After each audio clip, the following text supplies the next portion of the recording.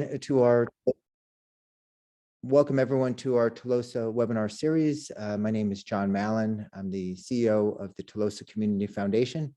And on behalf of our team, I'd like to begin by thanking you for joining us today. We're very excited about our topic for you, innovation and technology to help build community. And this is such an important topic since community is really fundamental to every successful city and neighborhood.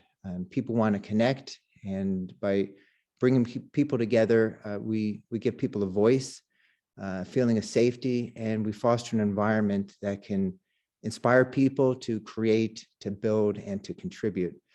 And innovation, where we work to do things differently and to improve, and technology, and importantly, where it serves as a tool, can enhance what's possible, where we can bring people together and help create a higher quality of life.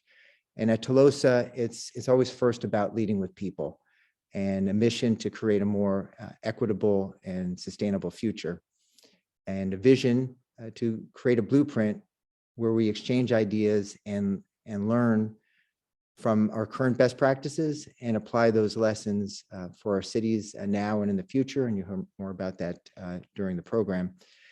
And a core set of values of being open, fair, and inclusive. These are our principles that shape how we work with each other. And community is a key component that brings it all together. And we value you, our Telosa Community Network, and encourage everyone who hasn't signed up to join us. We have a QR code, and that will give you an opportunity to engage and stay informed of upcoming events and updates. And importantly, everyone can help build community, and Telosa is a city for everyone. And with that, I want to start our program and want to quickly introduce our moderator, Kristen Castell. Is an impact advisor for our Telosa Community Foundation. She's been an integral part of how we're growing the Telosa community through technology and innovation. She's a finance executive and an entrepreneur, currently the COO, Chief Operating Officer of Seize Investor, a platform for values-aligned investing. She previously spent 15 years at BlackRock and JP Morgan, creating new investment products and platforms. Kristen is passionate about inclusion and also advises microfinance-related organizations like Share Change and the Microdreams Foundation. So with that, I'd like to welcome Kristen, and I'll turn it over to you to start the program. Great. Thanks so much, John. Really excited to be here.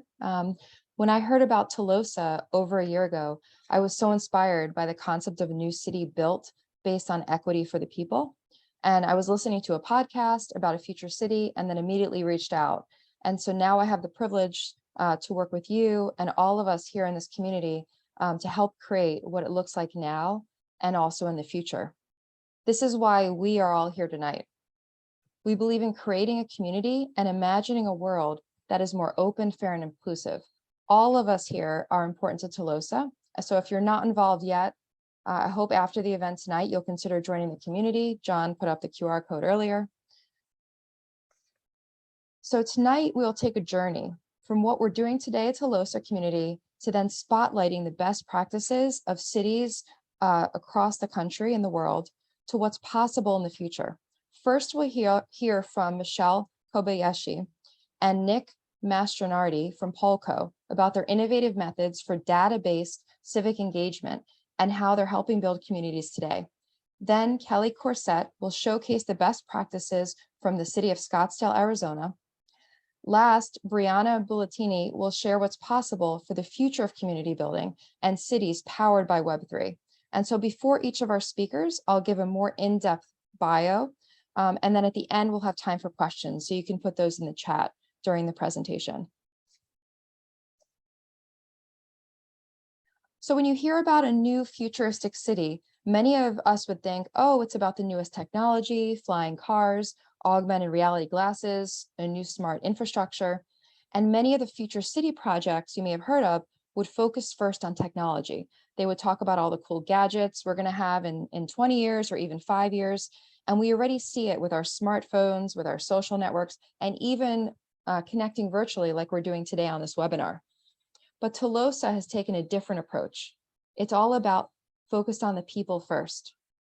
We are creating a better way of life for all of us, and then using technology as a tool to enhance our community and the eventual city. Innovation doesn't just mean the newest technology, it also means a better way of doing things. And so you'll see that showcased today through our presentation, and as all the experts we have today are talking about of different ways we're engaging community and cities. Technology is not just a piece of the puzzle in building Telosa, it's importantly how we imagine using it to improve our daily lives, our relationships with our family and friends, community, our jobs, and our values in the world.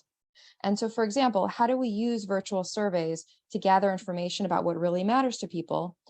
And then how do we make each voice count and affect change? This is what we're striving for at Telosa. Also, how can we connect both in person and virtually in ways that are more meaningful and more efficient? How do we use technology to make it more accessible for education, to collaborate, and really overall to make a more inclusive community? And Telosa, you're already in the community.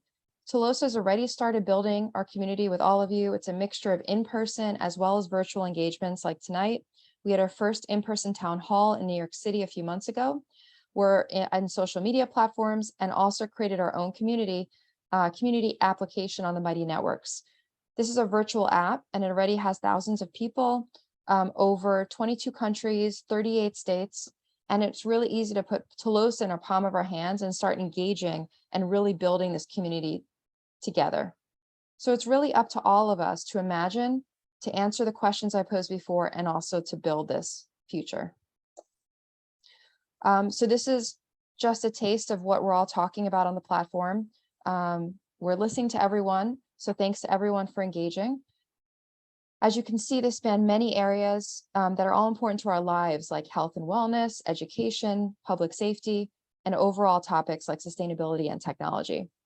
And we're already getting great participation and insights using the platform. So please continue to engage. Now to the main event. We're very excited to introduce our first speakers, Michelle and Nick from Polco, which is an organization and platform that brings together communities and gives leaders insights through civic participation. Michelle Kobayashi is the principal research strategist for Polco and the National Research Center. She has 30 years experience conducting research, surveys, policy studies for local, state, and federal government, with a strong focus on bringing residents and stakeholders into community decision-making. She had authored numerous journal articles and books on research techniques and trained hundreds of government and nonprofit workers on methods of community engagement and evaluation, all with the goal to create strong, vibrant communities. And Nick Mastronardi is a public servant, academic, and CEO of Polco and the National Research Center. Prior to that, Nick was the senior economist at Amazon and served in the same role at the White House on the President's Council of Economic Advisors. Nick served 10 years as active duty Air Force officer, including time on the faculty of the Air Force Academy. Nick holds a PhD in economics from the University of Texas, Austin. At the Polco and National Research Center, Nick leads a team of technologists building software and enhancing public sector communications, data-driven performance management, and governments to ultimately improve the resident quality of life. And his team work with hundreds of cities across 40 states. So thanks so much for being here. And I'll turn it over now to Nick and Michelle.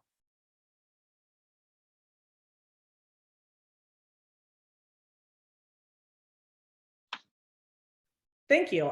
Can you see my screen? Yes, all good. Okay, perfect. So that way. Great. So as Kristen said, I actually have spent the last 30 years really working in the field of community engagement, and specifically working with local governments to bring residents into community decision-making to improve community livability for all. And so a lot of folks today are going to talk about technology and innovation and all the new things happening, but it's really my goal to tell you about the current status of community engagement in America, and also talk about some of the fundamental principles of community engagement we need to keep in mind when we're evaluating any kind of technology or new innovation. So first, I'm going to start with some trends in community engagement. At Polco, the National Research Center at Polco, we actually have been doing surveys across the nation for 20 plus years, working with local governments to survey the residents, giving them information on community livability, public service, community engagement, all those types of data that local governments can use to actually help make communities better and make better decisions. And so from all this work, we actually collect all the data and have this fantastic national database that represents more than 500 jurisdictions and more than 50 million Americans across the US. So I'm going to share a little bit of those data today with you.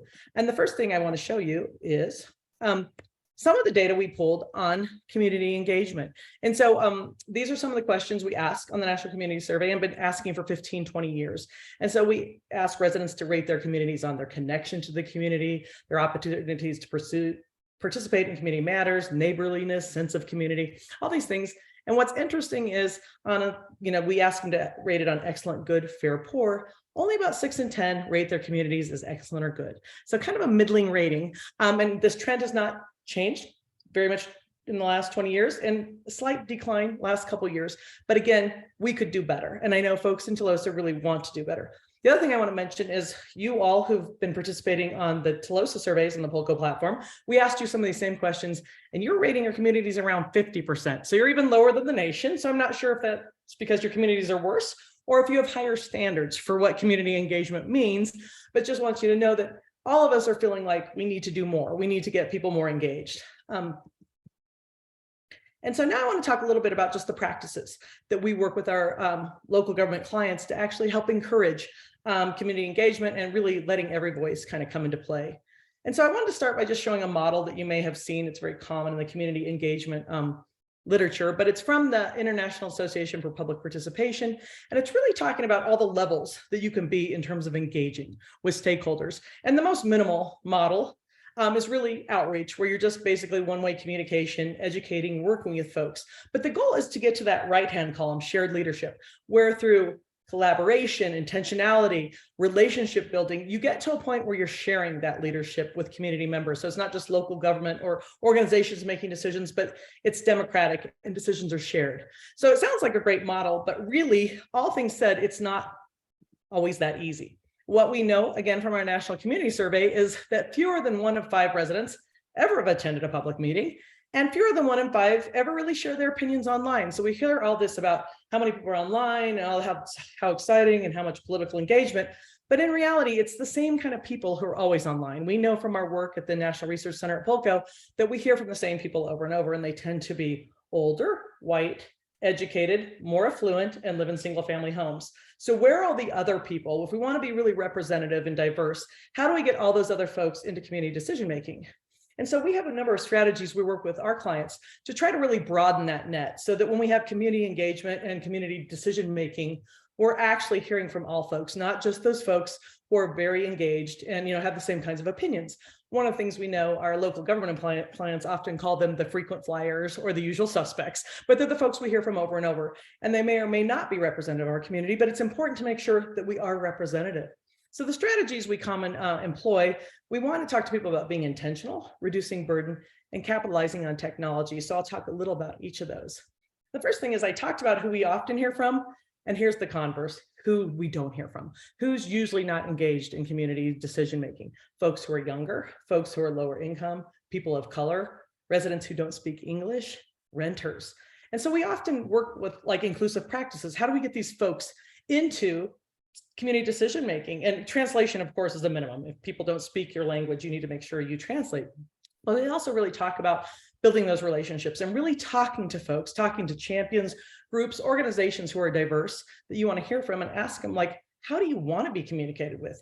What kind of relationship do you want to have with us? And really, what are those important barriers to you communicating and participating with us? And really, building that relationship so that folks moving forward, are strong partners in kind of community engagement. The other thing we think is really important at Polco, and one of our foundational principles, is that we really want to make sure we lower the barriers to participation by making engagement lower burden. So we do a lot of work, and I'll tell you a little more about it, and Nick will too, about survey research where we ask people to spend 5-10 minutes with us doing a survey.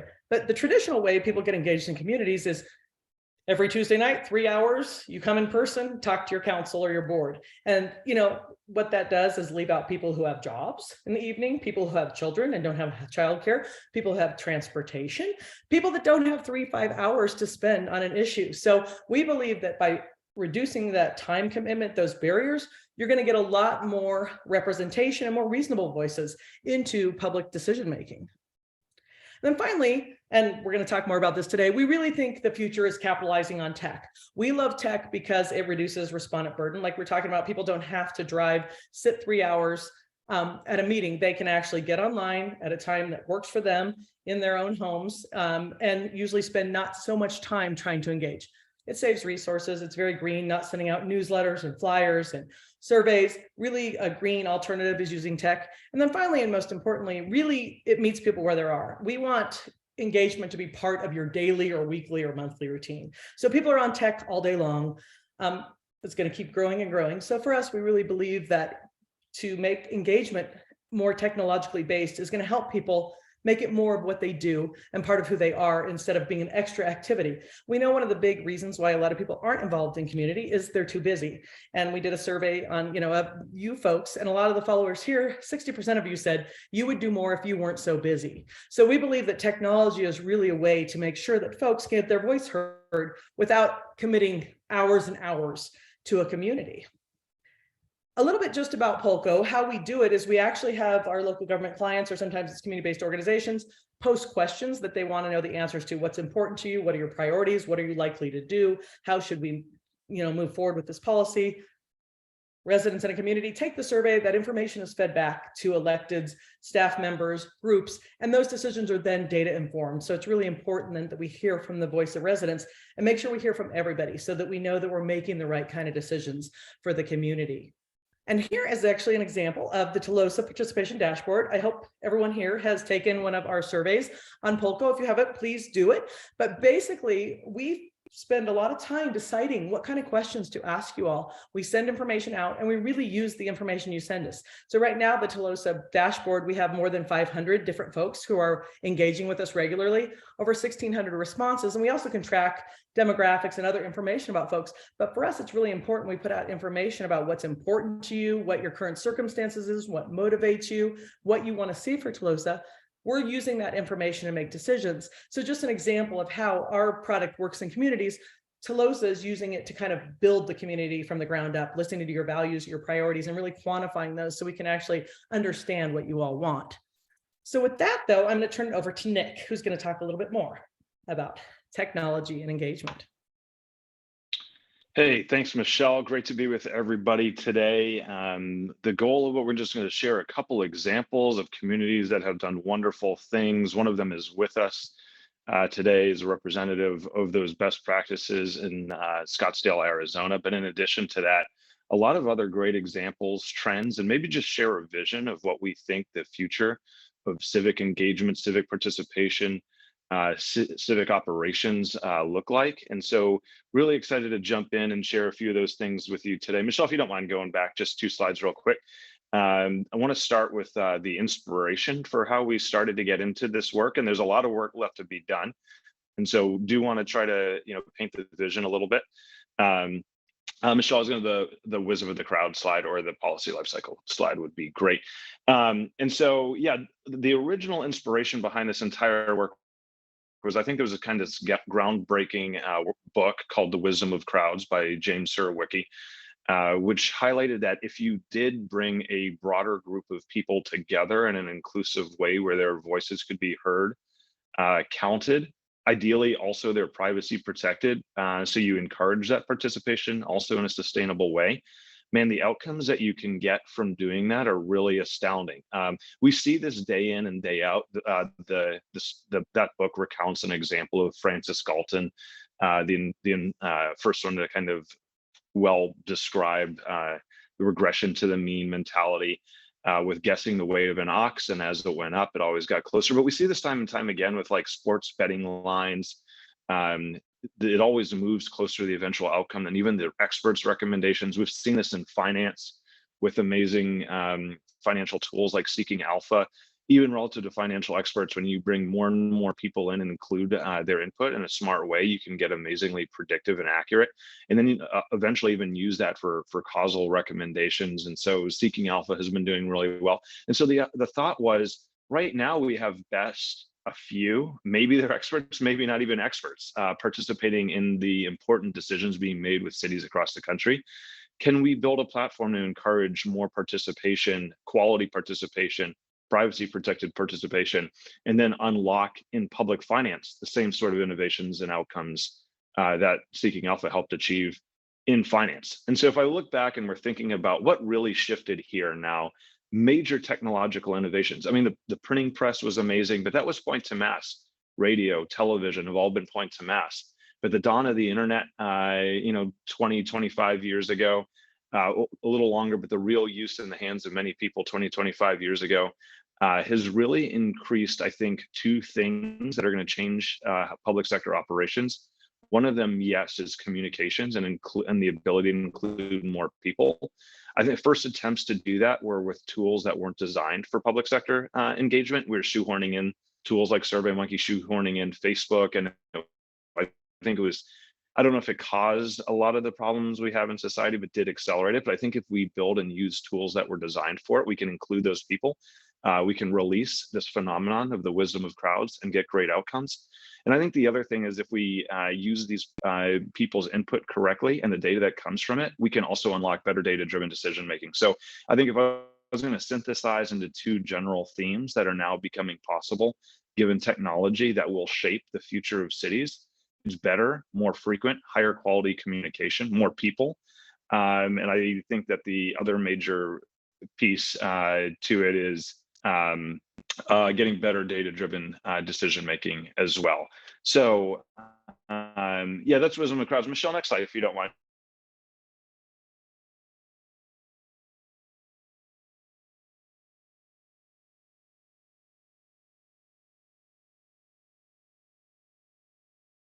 I think Nick may be frozen now. Michelle, I don't know if you wanted to close us out here. Yeah, I can actually talk. I can't speak as well as Nick, but I can try. Yeah, no worries. I think we have another minute or two in the segment. Yeah, I think basically what Nick was going to talk about is we use the wisdom of the crowds, not for multiple reasons on the platform. So we can use the wisdom of crowds to identify whether the strengths and challenges of communities, where we really want to go. We can use it to crowdsource concerns, brainstorm ideas. We can use it to prioritize initiatives and alternatives, and we just collect input on specific proposals. So for us, being really able to use technology to gain opinions of lots of people simultaneously quickly really helps us really value the wisdom of crowds, take advantage of it, and move forward in terms of all types of community building. Every element, we can use it for those. The next slide is actually, we're going to see Kelly in a few minutes. And Kelly, I hope it's okay. I showed in your dashboard, but Scottsdale has been quite a user of the Polco platform, and they actually incorporate the resident opinion in so many of the works they do. So here's an example of when they actually went out and did a survey. 2,000 of their residents responded and helped them really build their Barks and Rec new master plan. So to really go out, ask folks what's important, what they should prioritize, what they should fund, because there's so many choices in local government. So it's just a great example, and we'll hear more from Kelly about what they do, but just to show you how the power of the wisdom of crowds pulling into that plan, when traditionally you might have 5 or 6 government employees trying to make decisions for, a community, is really powerful. And then finally, I think what Nick wanted to talk about is kind of a new innovation that have going on in the Polco platform, where really we've combined a number of academic communities and other technology platforms into Polco. We're basically collecting a bunch of community data, really harnessing big data and new resources technology, and we're collecting information on all these domains of community livability. So we're collecting things like violent crime rate and EPA, air quality rates, and number of people, completing K through 12 education. We're collecting all these data through, and with work with ASU, Stanford, Harvard, other groups. We're putting all this information together. We're pairing it with resident voice in these new data sets so that communities can now look at a dashboard and say, here's all the things of how our community is moving. Here's what the residents think about our community. Here's the priorities for our residents. And through that, we can really strengthen that government decision-making, because at Polco, we're interested in people participating in, giving their voice, but we're also really interested in making sure that information gets used and is actionable and is accurate. So that's kind of a new trend, we think, with technology, is the whole idea of these big data sources, harnessing and summarizing them, and actually kind of layering them with community priorities and resident decision making, so that we can actually make the best choices that are resident centered, yet also based on data. Wow. And that is the end of our presentation. That was incredible. I feel like I learned so much, like the transparency now, because I feel like we all, have taken surveys or maybe have been to meetings, and just finding out like how Polco is helping behind the scenes. And I think the big theme was more innovation in the ways of participation and getting everyone's voice heard through using different methods as well as technology. And so Michelle and Nick, thank you. Like, it was very insightful just to hear about that, and then also to showcase kind of how you're engaging Telosa already. A great teaser for our next presentation and speaker, where we're spotlighting an actual city, the city of Scottsdale, Arizona. Kelly Corsette, who is coming on now, has more than 20 years of experience in the local government communications and has served as the city of Scottsdale, Arizona's communications and public affairs director since 2010. He oversees media relations, citizen and employee communications, web content and social media programs, citizen service, and public engagement. Prior to that, Kelly served 5 years as a surface warfare officer in the United States Navy, where he also served as a public affairs officer. So great to have you here, Kelly. So I'm going to stop now and turn it over to you. Excellent. Thanks, Kristen. Hopefully everybody's able to see my screen. Yes, looks good. Okay, perfect. So thanks for that introduction. I really appreciate having a few minutes to talk about how things have occurred in Scottsdale over the years and in the area of public engagement, public participation. Here we really feel like public participation is in Scottsdale's DNA. And the reason we say that is because less than a decade after the city was first incorporated, the residents of the city were realizing that the community would grow, and growth without a plan was not going to be something that would result in a community that they wanted. So enter the Scottsdale Town Enrichment Program called the STEP program. This is something that started in 1964 and comprised several hundred residents working in 14 different district committees who began identifying the major planning and policy and infrastructure issues that the town of Scottsdale would need to tackle if they were going to grow into the community that they wanted. The STEP program was initiated by the mayor and council, and it was open to any resident who wanted to participate. The photograph on the screen now is from one of those early community meetings. And I know it's authentic mid-1960s because this guy in red is smoking. But he appears to be wearing a smoking jacket, so nobody should have been surprised. The STEP program, it was actually a series of programs, continued into the 1980s. And fortunately, we've had great historians and great community newspapers over the years, so we have all of their actions documented and easy for us to get to. The fact that Scottsdale had such a robust citizen involvement strategy in its early years may not have been unique for that era, I'm not sure. But the reason we here in Scottsdale today still honor and celebrate that effort is that it resulted in so many tremendous points of pride in our community that are still a big part of Scottsdale's identity. So if you were building a town from scratch, we would definitely recommend making authentic public involvement part of who you are from the beginning. As I mentioned, the historic effort resulted in many of our major points of pride. So much so that citizen involvement itself is a major point of pride in Scottsdale. So what sorts of accomplishments are we talking about? Well, here's one example. From our earliest days, Scottsdale had a seasonal flooding problem. Maybe counterintuitive to learn that about a desert city, but we do tend to get rain in the summer, and oftentimes it comes fast and furious, and the hard desert has no ability to soak it up, so the water just flows. Scottsdale actually has a large natural wash that runs right down the middle. Well, it was definitely the middle of the community back in the 60s and 70s. It's still in what we would consider the heart of the community today. So these big summer storms could cause a lot of issues, literally splitting the community in two. So the Army Corps of Engineers were brought in and they had a solution. And they said, if we build this big concrete drainage channel, we're going to handle your flooding problem. We'll put some bridges over it and you won't have to worry about those floods anymore. But the community didn't want a big concrete drainage channel right in the heart of the city. They wanted something different. And so through the STEP program, they really started looking hard at what has become Scottsdale's Indian Bend Wash Greenbelt. And the Greenbelt was actually the first non-structural flood control solution in the country. An example of creative problem solving with community members, with people pushing it with their ideas and their values front and center. So you see on the screen a historic image when it was first planned and began to be built. And then an aerial photograph of what it looked like in the 80s. It still looks green and beautiful and is used and appreciated by many people today. As I said, it's in the physical heart of the community, and it's really in our sort of our emotional heart of the community as well, our Greenbelt, not just for what it is, but for how it was created. It's really, because it's so front and center, it's a good reminder for those of us on staff and for people in the community who are aware of its history about the value of setting a high standard and the value of working together as a community.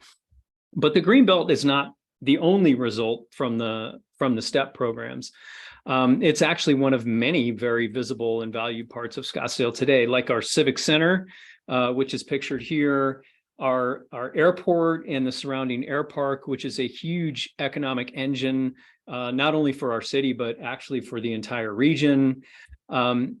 And Scottsdale's McDowell-Sonoran Preserve, which is more than 30,000 acres of permanently protected Sonoran desert that the people created. They voted 3 separate times to tax themselves to buy this land before private development could, and forever preserve it. So if you bundle all of that stuff up together, it's one thing. If a city's like a business, a city's product is quality of life.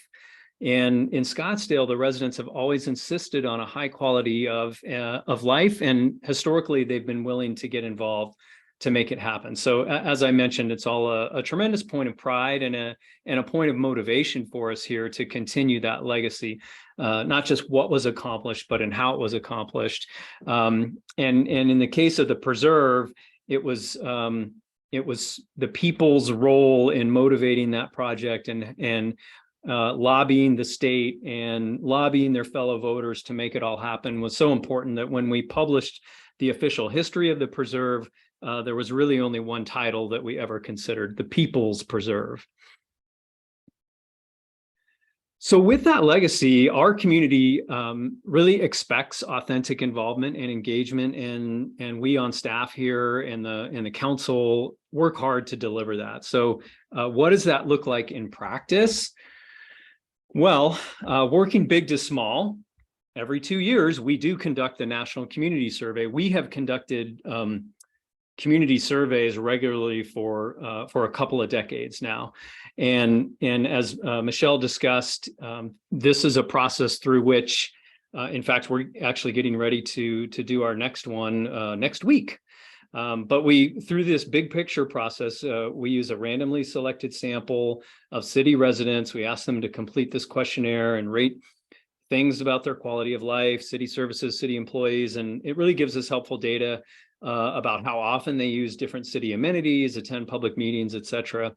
And then after our random sample survey is completed, we keep that data set separate, but then we open up the same survey to the entire community so that everyone in Scottsdale has an opportunity to provide feedback as well. And then we can look at those different data sets and see how they might differ.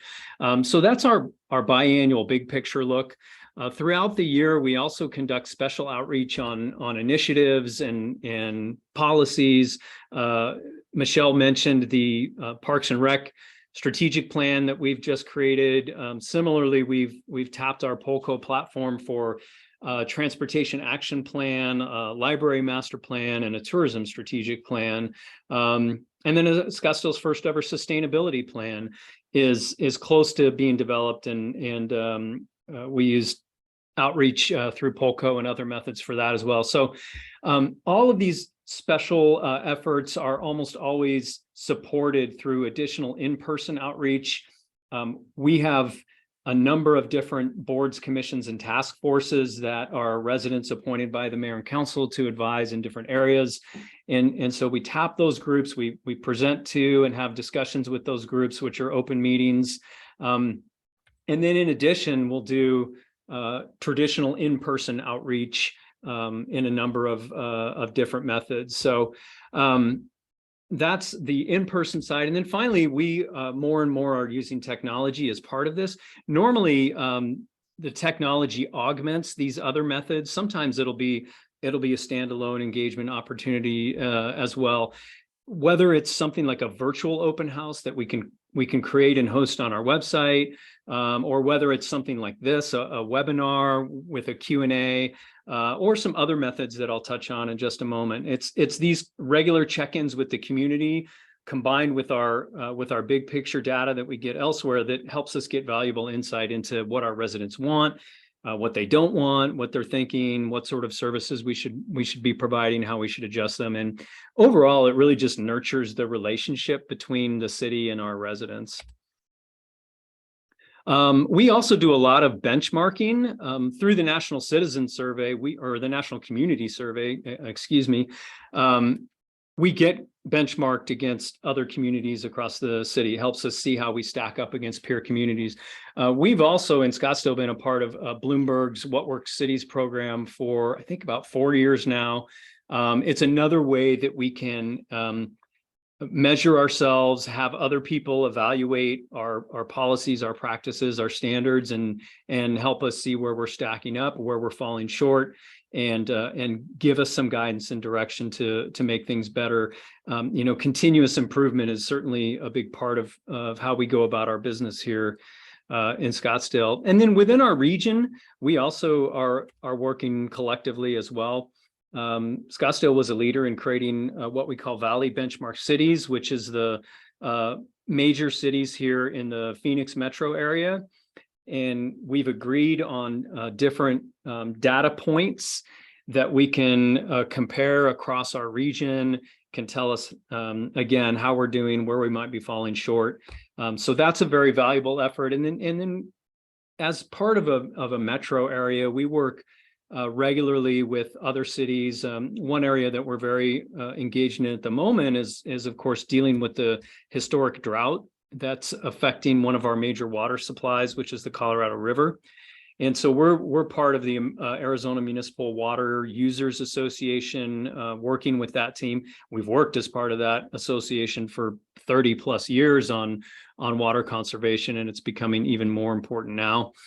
Similarly, we are addressing challenges in our city that a lot of other cities are dealing with as well, related to short-term and vacation rentals. We have a large number of these in Scottsdale. They can be quite disruptive to neighborhoods. So working as Cities United at the state legislature, we were able to strengthen state law and provide some more tools to help us deal with this issue. And Kelly, this is incredible. Like, I love the examples that you're giving to just give us a picture of what you're doing in Scottsdale. I think my favorite was when you said the city's product is the quality of life for people, which is just, showcasing kind of what you believe, how you're including people, and then also what we're trying to do with Telosa. I think we have, I guess, a few more seconds, or, if people have questions, we can also answer questions about the city in the chat. Was there anything else you wanted to close with? Yep. Let me just mention this last slide here.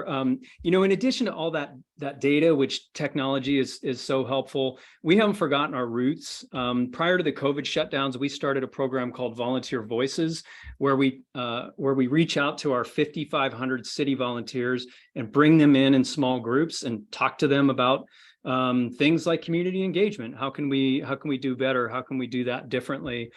Similarly, over the summer, we brought in a Harvard fellow to work exclusively with talking to people in the community in the 18 to 34 age group, and also people of color, because we noticed in our last community survey that those folks gave the city markedly lower scores in some areas. So we really wanted to try to understand that.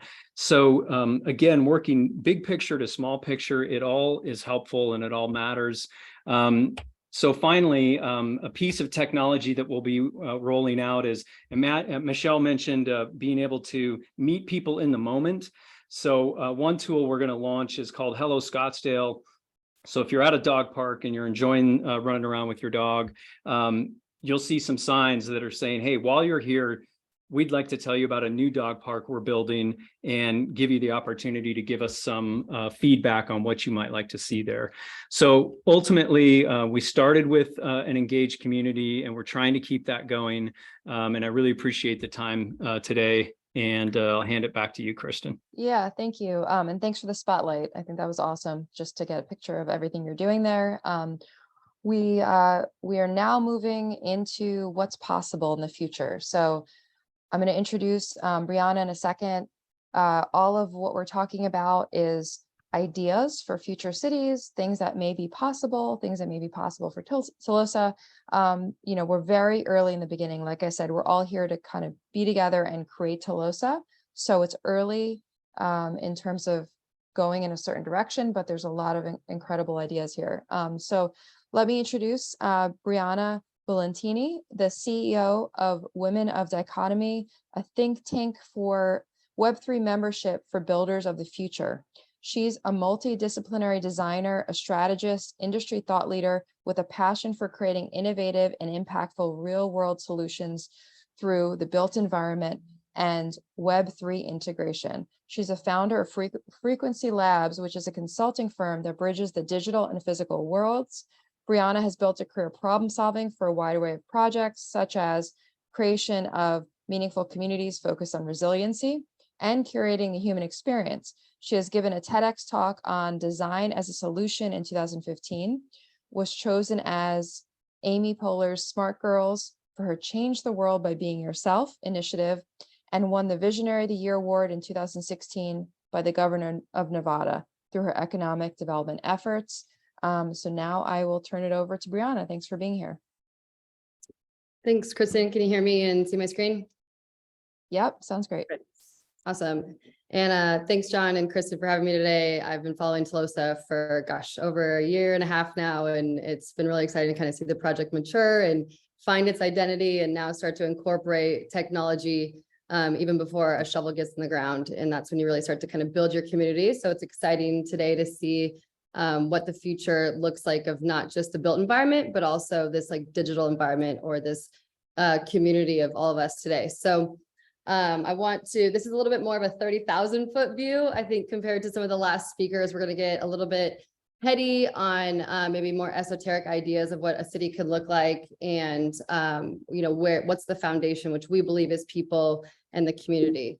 So let me start here.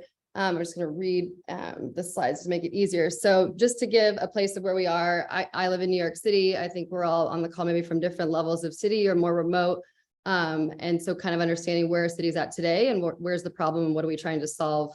Obviously, Telosa being a unique experience building from scratch, but what can we learn from existing infrastructure today? So seismic shifts in how humans live, work, and move and play, originally expected to take years, are now happening overnight. The world is at an inflection point. Big cities have to reinvent themselves. Our cities are a massive driver of the climate crisis. We have an affordable housing crisis in every major city around the globe. We're not meeting the needs of people who are actually living in cities. As humans, we're getting further and further away from nature. Despite living closer together, we experience increased loneliness, depression, and stress within our cities. So how can we solve this? And so I wanted to kind of back up, and I believe Nick did a little history too. I think, how did cities start, right? Where did this groundswell or this epicenter kind of first begin, all the way from hunter-gatherers, and why did we decide to build kind of this critical mass? So cities were first formed around places to eat, sleep, and worship. And then that evolved into being built around commodities and production. than libraries, supermarkets, schools, and office buildings. And now all of those are arguably irrelevant today. Cities worked that way for almost all of human history, but now we're going through arguably the biggest cultural shift as we integrate the innovation of the distributed network existence, which is leading this urban exodus. The new city is digital, connected to and by the internet. You maybe don't necessarily have to be physically anywhere anymore. Cities are being decentralized because people are dispersing. During this time, we as designers, policymakers, and developers are re-looking at the entire value chain of what it means as humans in our daily lives and what we want to build around that, with people and behaviors and values as the driver. So I'm sure most of you are familiar with Maslow hierarchy of law, but that idea of at foundation, what can we build upon that? And what's the lifestyle we all want? And make that the infrastructure versus the city, and then accommodating our life to that grid. So here, people as cities foundation. So future cities, or we've all heard the term smart cities, won't necessarily be based around headsets and multiverses. Kristen touched upon that at the very beginning, right? I think when you hear about future cities and smart cities, most people think automatically this dystopian idea that we're living as robots and we're not in this vessel anymore in real life. And I would argue that technology can even enhance, and I would encourage to enhance the human experience and create even stronger community in person, right? So it's not headsets and multiverses, but it's based around people coming together in different ways. And the digital experience will be an extension of our daily life and not a replacement. And so can we reframe the idea that maybe we're not building cities, since that has such a construct of physical tangibility, but we're rebuilding this idea of what community means and becoming more integrated.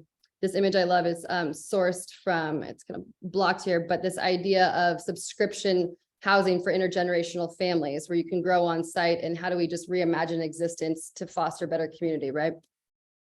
So if I were to unpack my ideal way of living, that's I would call the urban village model.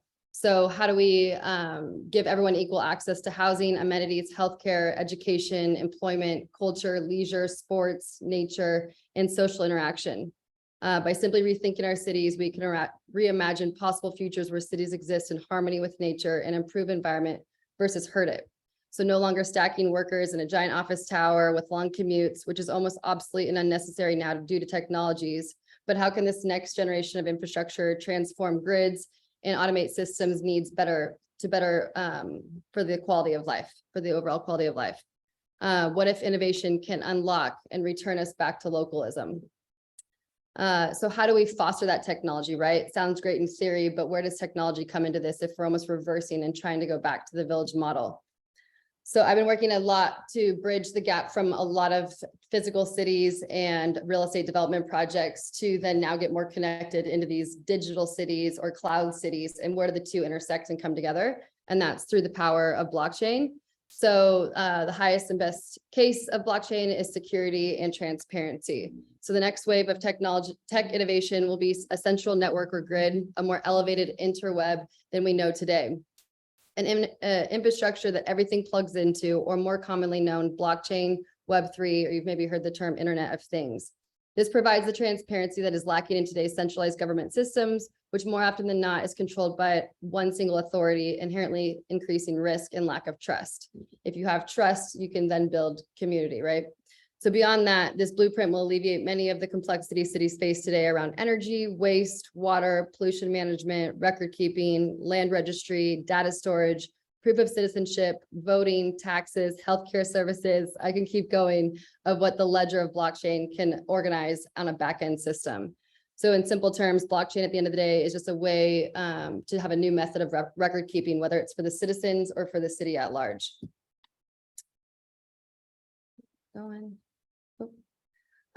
So not to get too high level, and today we're really focusing on, again, how do these tools leverage the communication factor for us to come even closer together in these dispersed networks. And so all of these are certain entities and examples that are part of this next gen technology, right? I'll list through them, and how do they then allow the human experience to be even more elevated. So artificial intelligence, machine learning, robotic automation, the sensory economy, smart contracts, genetic editing, suborbital internet, cellular agriculture, biohacking and human augmentation, wearable computing, virtual reality, augmented reality, and mixed reality, 3D printing and additive manufacturing, drones and unmanned autonomous vehicles, cybersecurity, nanotechnology, and quantum computing, computer telepathy, 3D immersive environments, esports and virtual gaming, metaverse and multiverse retail and economics, DAOs and tokenization. So a lot of that might be foreign to some of you, but they all are in the works today for cities at different touch points. And that only will be now unlocking this new way that we can kind of work and communicate together. What I do want to touch upon is one specifically our DAOs, so decentralized autonomous organizations. And it's a lot of what Polco was talking about. How do we come together in an organized fashion to be more participatory? So we all know this idea of living in cities, right? I live in New York City. How many times have I met my neighbor? Do I feel a sense of community? Not necessarily, right? How do I join into a group and have some sort of votership or participatory involvement? Much so like I'm on the build team of Burning Man, a city that doesn't even exist. And I feel more of a citizen of Burning Man than I do almost New York City because of this idea of participation. So a DAO allows that through votership and ownership in the back end, a lot that Polco mentioned. So I think that's one that you'll start to see seep into governance more than the rest.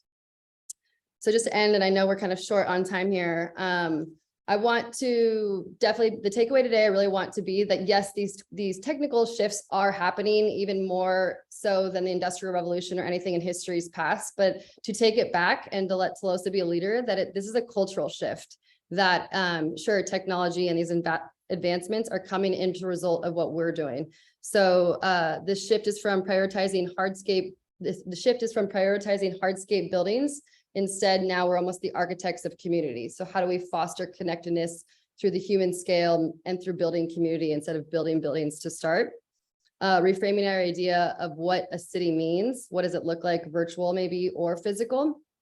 No longer focusing on the physical infrastructure and building a better system that incubates community and elevates the human experience. So the future of city is the infrastructure of people.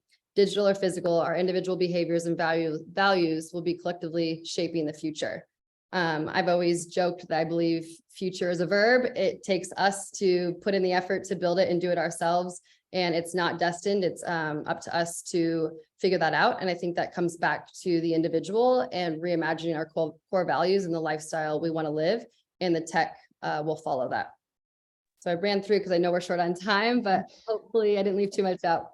Incredible. I feel like we could spend time for each of the presenters. I feel like we could do a whole webinar. It's just a lot of incredible information.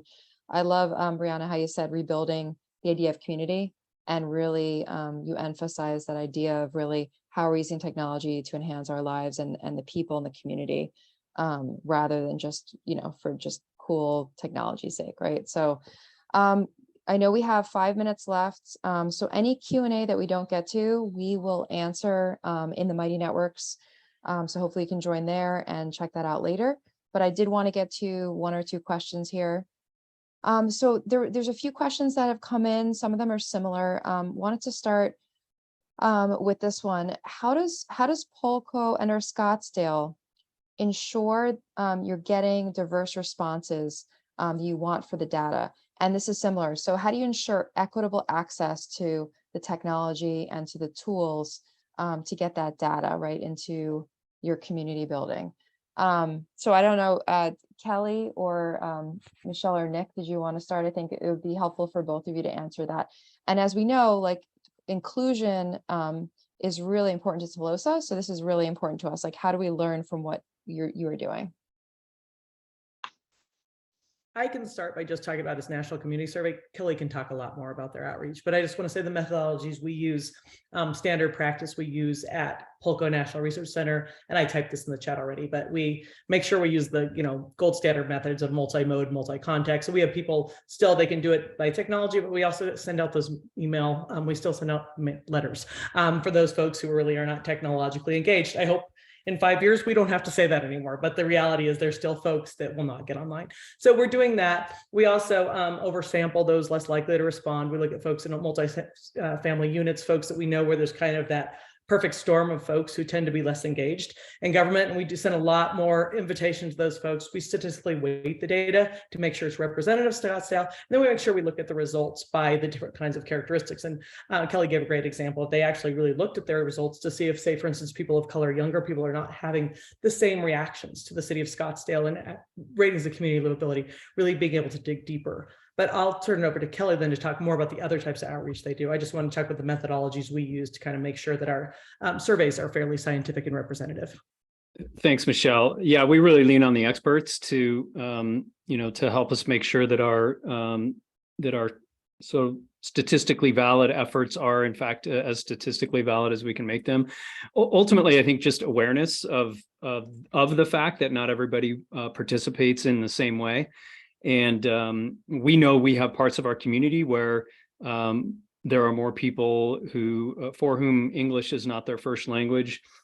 And so we work and will be doing more thanks to the results of our summer Harvard Fellow to connect in those communities and make sure that that we take extra steps to so that those folks know that we want to hear their voices as well. And if we need to provide materials differently to them or do some things differently, I think, Kristen, you had mentioned early on that attending a council meeting is a potentially scary proposition to people who haven't traditionally been engaged. So one of the things we're looking at is how can we take the city, literally take the council to the people in a less intimidating format. So I think awareness and effort are all that we can do, and we're just going to continue to work on that. Thank you so much, Michelle and Kelly, for that. Time for one more question before we turn it to John to close us out and just tell everyone how they can get involved.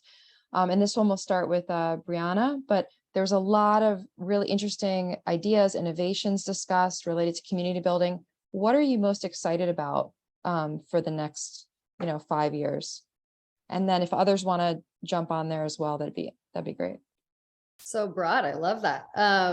I'm really excited with the opportunity of Telosa that we can build this from scratch. We can learn from cities, imagine a grid from scratch. So many other barriers that happen with adaptive reuse city, culturally, historically, topographically. And so I think it's really exciting that we can learn from everything mentioned on this call, and even more so of what we can build completely from scratch. And I think fostering a community, you never really get to do this ahead of time, of fostering a community before a shovel goes in the ground, and letting the community dictate what the structure looks like. What's the core use of this city? Why would I move here? And really being participatory versus all of us, at least to my knowledge, we've all moved into a city and never really got to build that in the past. And so I think it's a really, really, really unique opportunity that I think is once in a lifetime to be a part of, to come together and really have this be built by the people and start this 10 years out like we're doing now.